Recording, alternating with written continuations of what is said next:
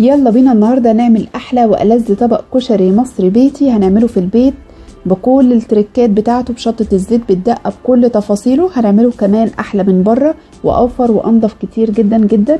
جربوا الطريقة دي هتلاقوا نفسكم بتاكلوا احلى طبق كشري ممكن تجربوه. يلا تابعوني لاخر الفيديو، ما تنسوش تعملوا لايك وشير وسبسكرايب او اشتراك وتفعلوا الجرس عشان يوصلكم كل جديد.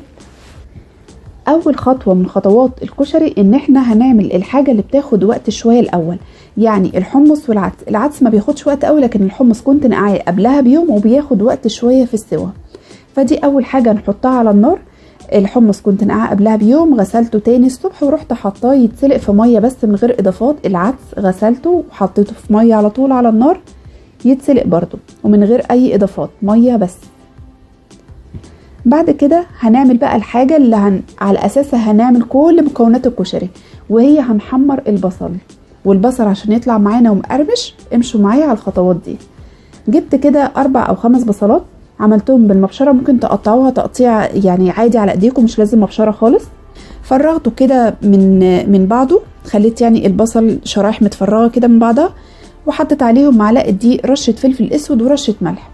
وحطيت حاجة غويطة على النار، هي حلة، ممكن تعملوا في طاسة عادي لكن انا فضلت ان انا اعمل في حلة. يعني زيت كتير، هنحط البصل فيه لحد ما يتحمر ونقلبه من وقت للتاني. التركة اللي هنا بقى ان احنا بنطلعه على مصفى، ولا ورق زبدة ولا مناديل، كده يحتفظ بقرمشته. بالطريقة دي هيحتفظ بالقرمشة بتاعته حتى لو بات لتاني يوم. طلعوه على مصفى. ولو تلاحظوا وانتوا بتروحوا محلات الكشري هتلاقوا كل المكونات محطوطة على مصافي، ولا مناديل ولا ورق زبدة. هنطلع بقى كده ونصفي الزيت، والزيت ده اللي هنعمل منه كل حاجة. بعد كده بدأت بالرز. المكرونة انا بسلقها اخر حاجة خالص لانها ما بتاخدش وقت، وكمان ببقى عايزاها سخنة كده مع طبق الكشري. خدت بقى شوية من زيت البصل ده صفيته بالشكل ده، وممكن كمان ما تصفوهوش. هنعمل منه الرز. حطيت كوباية شعرية وهفضل اقلب فيها لحد ما تحمر وتديني اللون الذهبي. بعد كده نزلت عليها بكوباية الرز، رز مغسول، وقلبتها شوية لحد ما الرزاية اتغلفت بالزيت مع الشعرية، وبقت كده زي كأنكم بتعملوا رز بشعرية عادي، يعني من غير اي افتكاسات خالص. هنبهره بقى بملح وكمون وفلفل اسود، ونقلبه كده تقلبتين. وبعد كده هضيف له مية مغلية، هسيبه بقى على نار عالية لحد ما يتشرب المية دي. وهنا بعد الرز ما تشرب المية بتاعته والعدس اتسلق خلاص، بعد ما صفيته خدت شوية منه وقلبتهم مع الرز بعد ما تشرب المية بتاعته، يعني هيكمل سواه مع العدس، بيدي طعم حلو جدا جدا. هقلبه بقى كله في بعض بالشكل ده، وعلى نار هادية هسيبه يستوي. انا هنا وطيت عليه النار اول ما تشرب المية بتاعته. نيجي بقى لصلصة الكشري. نفس الحلة اللي انا عملت فيها البصل بتاع الكشري، قطعت بصلاية صغيرة اول ما اتحمرت، طبعا بشوية زيت من البصل برضو. حطيت عليها معلقة توم مفروم، تقلبتين كده، ونزلت بالبهارات بتاعتي، ملح كمون فلفل اسود كزبرة، وطشيتهم بشوية خل، ونزلت عليهم بصلصة طماطم كنت مخزناها عندي في الفريزر.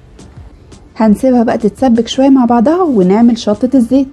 برضو هاخد شوية من الزيت بتاع البصل اللي حمرناه. قطعت طماطمايه صغيرة كده، واول ما اتسبكت معايا في الزيت نزلت بمعلقتين شطة كبار ومعلقة هريسة عشان كده تشطشط اكتر. وكمان خدت كبشة من الصلصة بتاعة الكشري. وبس كده بقت جاهزة معايا احلى والذ شطة زيت. معلقة الهريسة بتفرق جدا جدا وبتخلي طعمها احلى. كده جاهزة معايا. نعمل بقى الدقة. كل ده الرز لسه بيستوي، والحمص كمان لسه ما طفناش عليه. وهنا انا خلاص كده الشطة جاهزة معايا. الدقة بقى نعملها على طول. معلقة توم مفروم، وهحط عليها ملح كزبرة كمون وعصير ليمون، وبعد كده هحط خل، نص كوباية خل، وهنزود شوية مية ونقلبها. وكده الدقة كمان جاهزة معانا. نسلق بقى المكرونة اللي انا قلت لكم دي اخر حاجة خالص بنعمل عشان تبقى سخنة كده معانا. سلقت كيس مكرونة سباكيتي وكيس مكرونة صغيرة مع بعض، اخترتهم نوع واحد عشان يعني اسهل عملية السلق بتاعتي. هسلق المكرونة كده مع بعض. بعد كده طلعت المكرونة صفيتها من المية بتاعتها.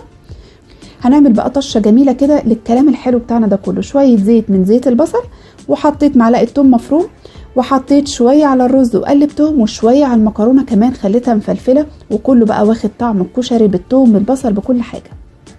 واحلى حاجة بقى في الاكلة دي ان الثوم بتاعها يكون فريش، يعني لو انت مخزنة ثوم في الفريزر لا، اركنيه على جنب خالص واعملي الكشري كله بثوم فريش طازة.